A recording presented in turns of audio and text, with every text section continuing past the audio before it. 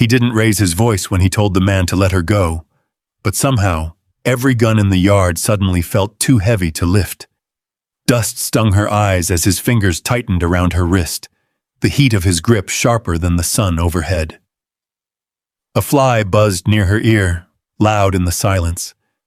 Then boots shifted, leather creaked, and a voice cut through it all, low and steady.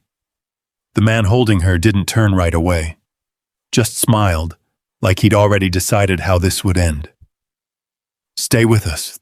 This one's not what it looks like." The sun sat high over Silver Creek Basin, pressing down on the yard until the ground looked bleached and brittle. Heat shimmered above the fence posts. Even the horses had gone quiet, heads low, tails flicking slow at flies that barely bothered to move. Ruth Bennett stood near the pump, her boots planted firm in the dust. The sleeve of her dress had been pulled tight where Harlan Pierce held her wrist. His grip wasn't wild. That was the thing about it. It was steady, measured, like he had already decided how this would end. "You'll sign it," Harlan said, not raising his voice. He didn't need to. The men around him listened anyway. Deputy Lawson leaned against the fence rail a few steps off, hat tipped low, chewing slow. He didn't look at Ruth. Not once. Two ranch hands stood near the corral gate, their eyes fixed somewhere out past the hills, like there might be something worth seeing out there if they tried hard enough. Ruth didn't pull away. Her arm was locked, but the rest of her stayed still. Her other hand hung loose by her side, close enough to the worn grip of the Winchester propped against the pump. The wood was smooth where her father's hand had worn it down over the years. "Let go," she said. It wasn't loud. It wasn't pleading either. Harlan smiled just enough to show he heard her and didn't care. "Not how this works," he replied. A shadow crossed the yard before the sound came. Hoofbeats, slow, even, coming in from the south trail. No one moved at first. Then one of the men turned his head. Another shifted his weight. The sound carried in the heat like it didn't belong there. The rider came into view over the rise, sitting easy in the saddle of a red roan mare. Dust clung to his coat. His hat was pulled low, shadowing most of his face. He didn't hurry, didn't slow either, just rode straight into the yard like he had business there. The horse stepped up to the trough and lowered its head, drinking deep. The man stayed in the saddle. He didn't look at Harlan, not right away. When he spoke, it was quiet. "Take your hand off her." The words landed flat, no edge to them, no threat you could point to. Still, something in the yard shifted. Even the flies seemed to pull back. Harlan didn't let go. Instead, his fingers tightened, just enough to remind everyone watching who stood where. "You lost, friend?" he asked, glancing over his shoulder. The rider didn't answer him. His gaze moved past Harlan, settling for a moment on Deputy Lawson, then back again. Not searching, just measuring. "Private business," Harlan added. The man nodded once, slow. "Not anymore." Leather creaked as he shifted in the saddle. The sound was small, but it carried. One of Harlan's men took a step forward. Ruth felt the pressure on her wrist change. Not weaker, just different. Sweat slipping under his grip. Her free hand moved. Not fast, not sudden. It settled around the stock of the Winchester. She didn't lift it. Not yet. Harlan saw it. His eyes flicked down, then back up. Something colder moved behind them. "Careful," he said to her. The rider's hand rested loose near his holster. Not reaching. Not far from it either. "Last time," he said. The yard went still. Harlan moved first. His hand dropped toward his gun. The shot came so fast it felt like the air split open before the sound reached anyone's ears. Harlan jerked in the saddle, a sharp breath breaking out of him. His gun slipped from his hand, hitting the dirt with a dull thud. Blood darkened his sleeve, spreading quick around his wrist. He hadn't even cleared leather. The grip on Ruth's arm vanished. His fingers dragged across her skin as he pulled back, more from shock than pain. No one spoke. A thin curl of smoke drifted from the stranger's revolver. He held it steady for a moment longer, then lowered it without looking down. Ruth didn't move. Her hand tightened on the Winchester now, lifting it just enough to rest against her shoulder. The weight of it felt right. Familiar. The rider looked at her then, just for a second, not checking if she was all right, not asking anything, measuring. Then his attention shifted back to Harland. "You're still breathing," he said. "That was on purpose." Harland said nothing. His jaw worked, eyes burning through the pain. The men behind him didn't move either, not until the rider spoke again. "Anyone else?" Silence answered him. One of the ranch hands reached for Harland's reins, guiding his horse back a step. Another followed. Slow, careful, like any wrong move might bring the sound back again. They turned and rode out the way they'd come, not looking back. Deputy Lawson stayed where he was, staring at the ground now like it might give him something better to do. The yard emptied. Only then did the wind come back, brushing light across the dry grass and the boards of the fence. The rider holstered his gun in one smooth motion. He swung down from the saddle, boots hitting the dirt soft. He led the mare a step closer to the trough and let her drink again. Ruth kept the rifle in her hands. "You know who that was?" she asked. "I do." "You shot his hand." "I did." She studied him, the way her father had taught her. Not the face, the spaces in between. The way he stood, the way he didn't. "You got a name?" she asked. He took a moment. "Wyatt," he said. "Wyatt Boone." The name didn't settle anywhere for her. Not yet. He nodded once toward the land, the fences, the house behind her. "They'll come back." Ruth shifted her grip on the rifle, the wood steady against her palm. "So will I," she said. The wind moved through the basin again, carrying dust along the ground in a thin line that didn't stop at the edge of the yard. Something had started, and neither of them looked away. The wind carried dust across the yard, thin and restless, as if it hadn't decided which direction to settle. Wyatt Boone stood beside his mare, one hand resting on the reins, eyes still on the trail where Harland Pierce had disappeared. Ruth lowered the rifle, but she didn't set it down. Deputy Lawson pushed off the fence at last. He brushed his coat like he'd just finished watching a long, dull afternoon. His boots sounded louder than they should have as he walked past them. "Trouble's not over," he said, not looking at either of them. "No," Wyatt replied. Lawson paused, just a beat. Then he tipped his hat and kept walking toward the road, like a man already done with the whole thing. By the time the sun leaned west, the yard looked the same again. Same boards, same trough, same quiet. But it wasn't. Wyatt didn't leave.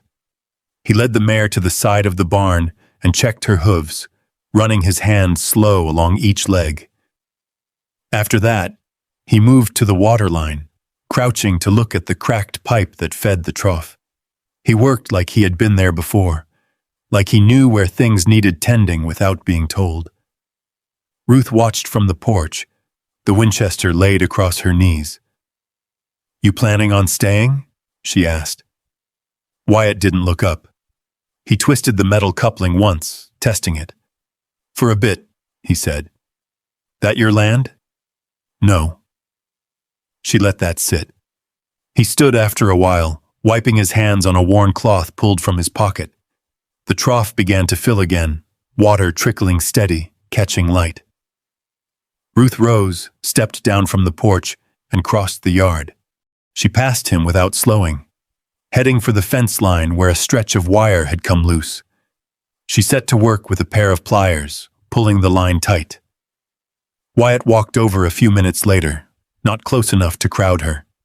He took hold of the post on the other side and braced it without a word. They worked like that.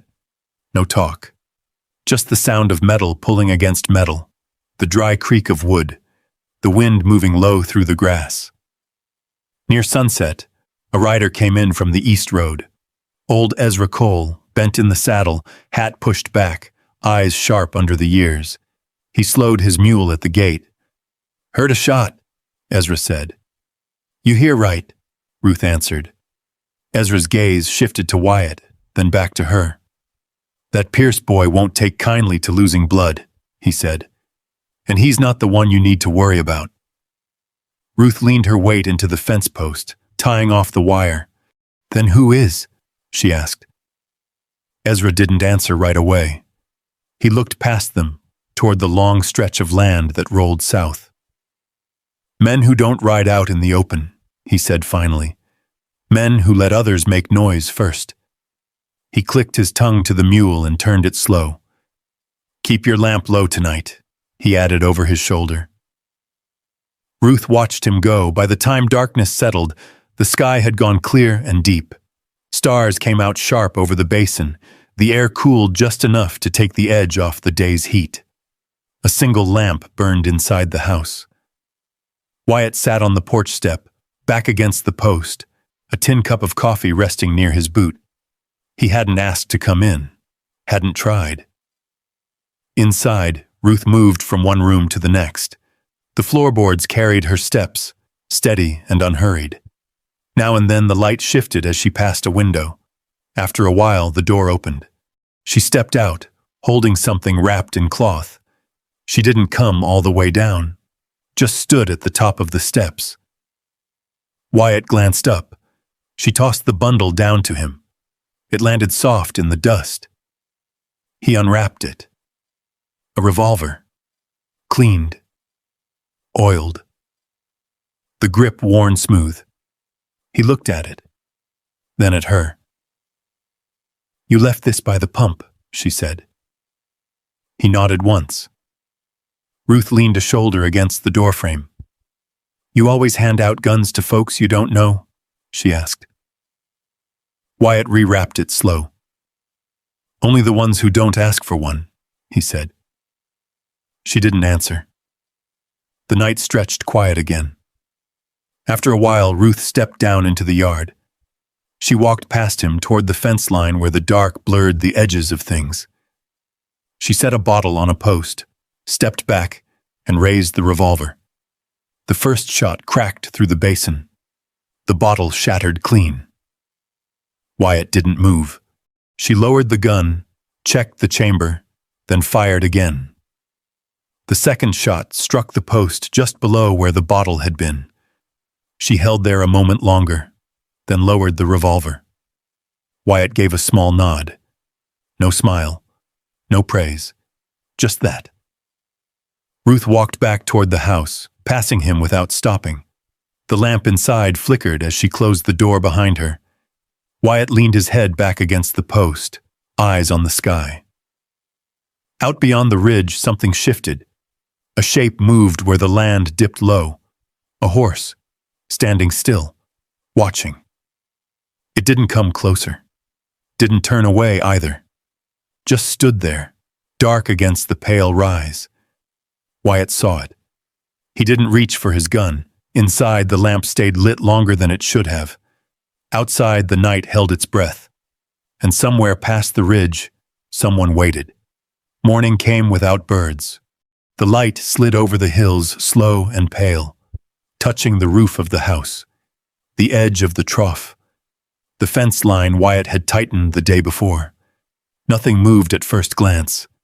No wind, no cattle shifting in the far field. Then Wyatt saw them. He stood in the open doorway of the barn, one shoulder against the frame, eyes fixed on the low ridge to the west. 6 riders, spread wide, not bunched together like men who thought noise would carry them through. These ones had learned. He stepped back into the shade. "Ruth," he said, low. Inside the house, something set down. A chair leg scraped once across the floor. Then her steps came quick, not running, not hesitating either. She crossed the yard without looking at him, already moving toward the cellar door set into the ground near the side of the house. The Winchester was in her hands now, not carried loose, held right. She didn't ask a question, didn't need to. The door lifted, wood against hinge. Then she was gone beneath the earth, the door settling closed behind her with a soft, final sound. Wyatt stepped back out into the sun. He didn't hurry. He walked a few paces forward into the yard, enough that they could see him clear. The heat was already building again, pressing down through his coat, settling into the dust under his boots. The riders came closer. At their center rode a man Ruth hadn't seen before, straight-backed, quiet in the saddle. His hat cast a clean line of shadow across his face, hiding his eyes, but not the way he held himself. Different from Harland. Worse. One of the men to his right leaned in slightly. "That's him," he said. The man at the center gave a small nod. They didn't rush. They let the distance close on its own. From beneath the ground, Ruth listened. The dirt held sound in a strange way. Muffled, but close. Hooves, leather.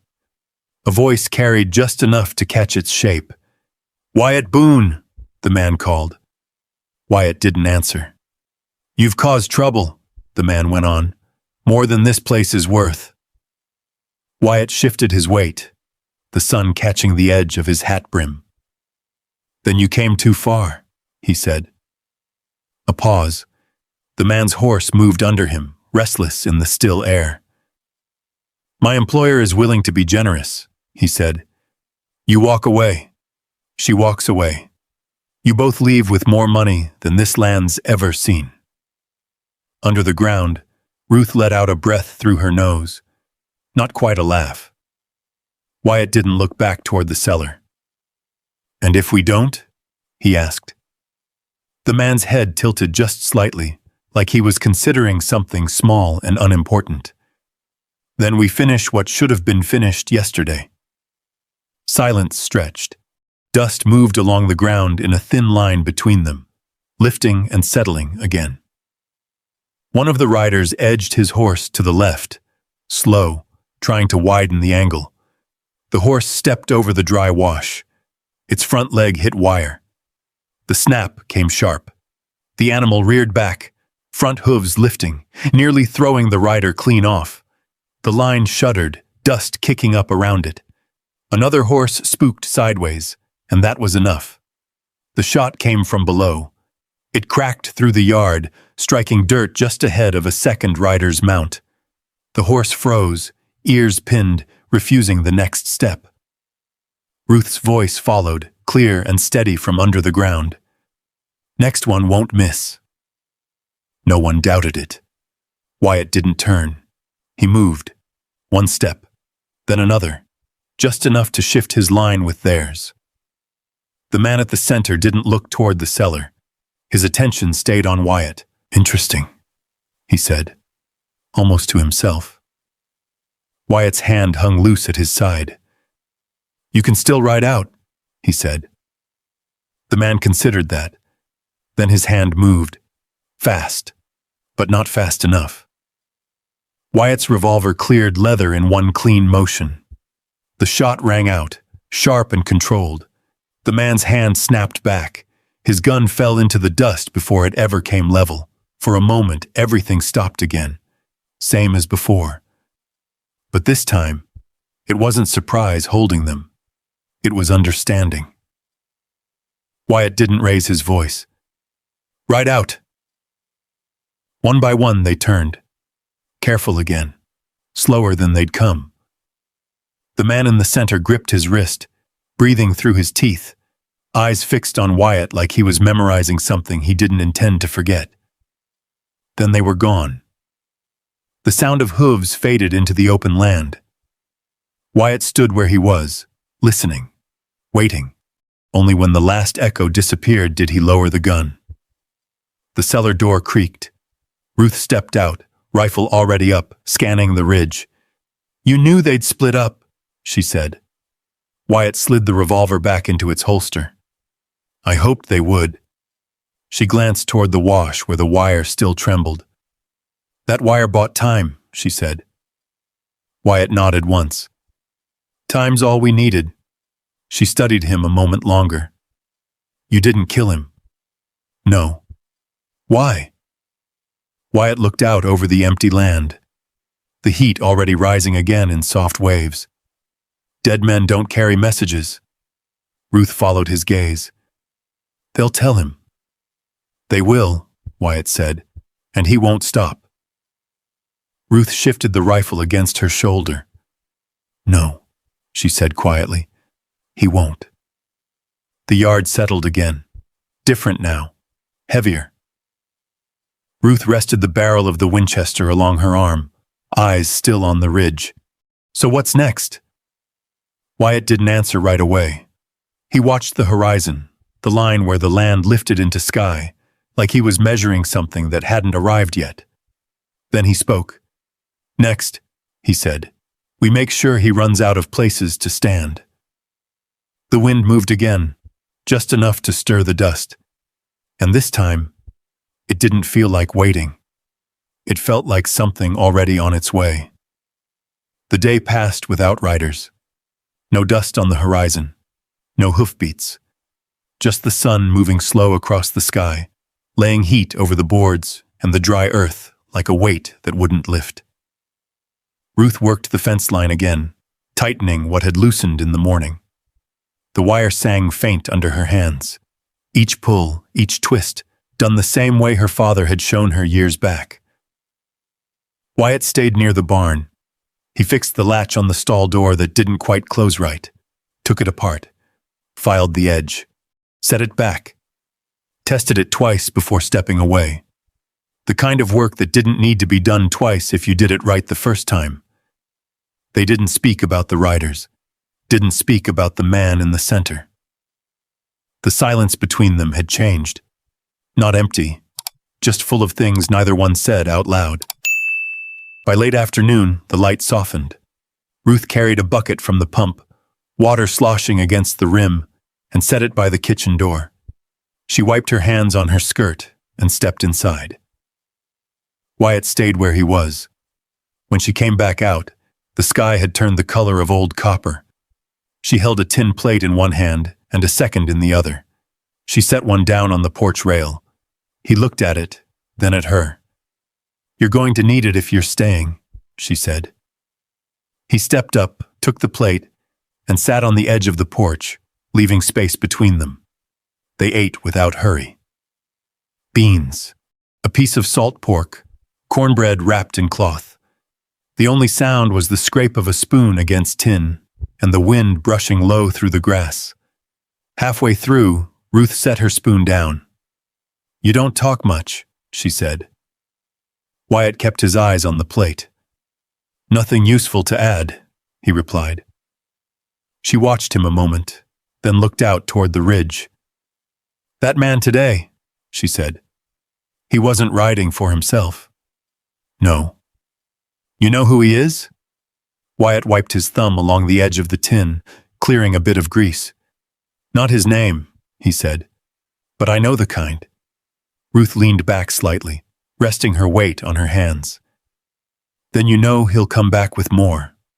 "Yes." She nodded once. "Good." Wyatt glanced at her then, not questioning, just noting. The light faded. The first stars showed above the basin, sharp and quiet. Ruth stood, gathered the plates, and stepped inside. The lamp lit again, throwing a warm square of light through the window. Wyatt stayed on the porch. He took a folded cloth from his pocket and ran it slow along the barrel of his revolver. Not checking. Just habit. After a while, the door opened again. Ruth stepped out, holding a cup. She set it down beside him. Coffee. Still warm. He didn't thank her. She didn't wait for it. She leaned against the post, looking out into the dark. "You said they'd come back," she said. "They will. And after that?" Wyatt took a sip. Let the heat settle. "After that," he said, "depends on how many they bring." Ruth didn't smile. She watched the horizon like she could already see them there. "People around here," she said. "They wait for trouble to pass." Wyatt nodded once. "Doesn't pass," he said. "No," she replied. "It just changes hands." The wind shifted, cooler now, carrying something faint. Smoke. Wyatt set the cup down. Ruth straightened, her eyes narrowing toward the south. At first, it was nothing more than a thin line against the dark. Easy to miss if you weren't looking for it. Then it grew. A small glow, low on the horizon, moving slow, like it had time. Ruth stepped off the porch, boots quiet against the dirt. "That's not brush fire," she said. "No." They stood side by side, not touching. The glow pulsed once, then steadied, too controlled, too deliberate.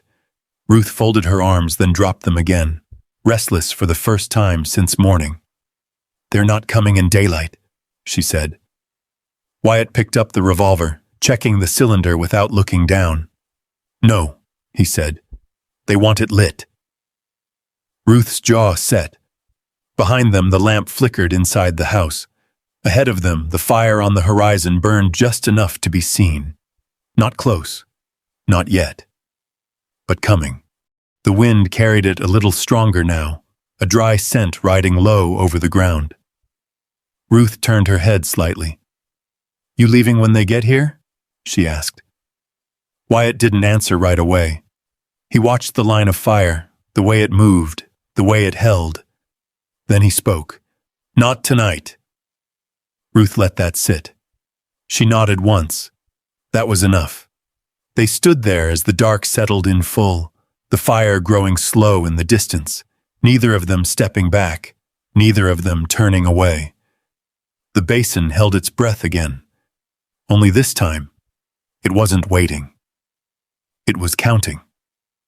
The fire came closer after midnight. Not fast, not wild. It moved in a line, low and steady, the kind of burn a man sets when he wants something cleared and nothing left standing behind him. The wind carried the smell ahead of it, dry and bitter. Ruth was already outside when the first ember drifted into the yard. She had the Winchester in her hands, the stock tight against her shoulder, eyes on the dark beyond the fence. Wyatt moved without speaking, kicking dirt over a stray spark near the barn wall, then stepping back to look at the spread. "They'll push from the south," he said. Ruth didn't answer. She saw it too. Shapes moved beyond the fire now, not hidden, not careful. Riders coming in slow, letting the flames do their work ahead of them. A shout carried faint across the field. Then another. The first fence post caught. Flame climbed it quick, licking along the dry wood, jumping to the wire, then to the next. The yard lit up in pieces. Ruth stepped forward, firing once. The shot rang clean through the heat, sending one of the riders pulling back out of line. Not down. Just off balance. Wyatt moved past her, not close enough to touch, but near enough that she felt him there. He fired once, then again. Each shot measured, each one pushing the line back just enough. They didn't speak, didn't need to. The fire spread along the outer fence now, a broken circle tightening. The barn roof caught next, a low crack as the dry boards gave, sparks lifting into the night. Ruth's jaw set. She took another shot, forcing a rider wide, then stepped back as heat rolled toward her. "Too close," Wyatt said. "I see it." Another beam inside the barn gave way with a dull thud. The horses inside kicked against the stall doors, restless, frightened. Wyatt moved toward them. Ruth caught his arm for the first time. "Leave it," she said. He looked at her then. Just a second. Then he pulled free and swung the stall doors open, driving the horses out into the yard. They bolted past, cutting through the smoke, disappearing into the dark. By the time he stepped back, the fire had taken hold. The house still stood. For now. Ruth stood in front of it, rifle steady, not moving. Wyatt came up beside her. "They'll come through," he said. She nodded. "I know." The riders pushed closer, using the smoke now, the firelight throwing long shadows across the yard. A shot cracked from their side. Dirt kicked near Wyatt's boot. He didn't flinch. He fired back once, then shifted. The space between them closed. Not by much. Just enough. Ruth fired again, forcing the nearest rider to pull back behind the line of flame. The house behind her creaked as heat pressed against it. She glanced once over her shoulder. The porch, the door, the window her father had fixed the winter before he died. Then back to the field. "They're not stopping," she said. "No." Another beam in the barn collapsed, sending sparks high into the air. Wyatt looked at the fire, then at the riders, then back at her. A decision settled in his stance. "We can't hold this," he said. Ruth didn't answer right away. Her grip tightened on the rifle. "I'm not giving it to them," she said. "You're not," he replied. "You're leaving it." The words landed hard. Another shot came from the field, closer this time. Wyatt reached out. His hand stopped just short of hers. "Come on," he said. Ruth didn't look at him. She looked at the house, the pump, the fence line, the ground her father had worked until his hands gave out. The fire moved along the roof edge now, slow but certain. The choice stood there, plain as the flames. Behind them, the riders pressed closer. Ahead of them, the open land. Ruth lowered the rifle. Not all the way. Just enough. She turned her hand, placed it in his. No hesitation. Wyatt closed his grip, firm, steady. He didn't pull. She stepped forward on her own. They moved together. He swung into the saddle, then reached back, lifting her up behind him in one clean motion. The mare shifted under the weight, ready before he gave the signal. They rode, straight through the gap where the fire hadn't closed yet. A shot followed them, wide and fading, then another. Neither turned. The yard burned behind them, the house caught now, flame rising along the frame, swallowing what was left of it. Ruth didn't look back. Her hands held steady at Wyatt's coat. Not tight, not loose. Just there. The basin opened ahead, wide and dark, the stars cutting clear above it. They rode until the fire was only a glow on the horizon, until the sound of it was gone. By morning, the land had changed. The light came soft over a stretch of ground Ruth had never seen before. Low hills, a narrow creek cutting through dry grass. No fences, no markers. Wyatt slowed the horse, then stopped. He didn't turn around, didn't ask. Ruth slid down on her own. Her boots touched the ground. She stood there a moment, taking it in. The wind moved through the grass, softer here, cleaner. Wyatt stayed in the saddle. "For a while," he said. Ruth nodded. That was enough. She stepped forward past him, toward the line of trees by the creek. Not behind him, not following, walking her own ground. Wyatt watched her go, then eased the reins loose. The mare lowered her head, calm again. Behind them, the past burned itself out. Ahead of them, nothing was decided. And for the first time, that felt like something worth riding into. Now picture yourself there for a moment. The fire behind you still warm on your back. The life you knew gone in a single night. No map, no promise waiting ahead. Just open land, and one person who didn't try to hold you back, didn't try to carry you, only stood beside you when it mattered. Would you have stayed, or would you have taken that hand? Ruth didn't ride away because she was saved. She rode because she chose to. And sometimes, that's the quiet truth we don't say out loud. Strength isn't in never losing something. It's in knowing when to let go of what's already burning, and still finding the courage to begin again. And maybe love, real love, doesn't come in loud words or grand gestures. Maybe it shows up like that, steady, patient, giving you space to stand on your own feet, and still being there when you decide to walk forward. If this story stayed with you, tell me, would you have made the same choice Ruth did? There are more roads like this ahead, more stories about people who lost everything and still found a way to keep going.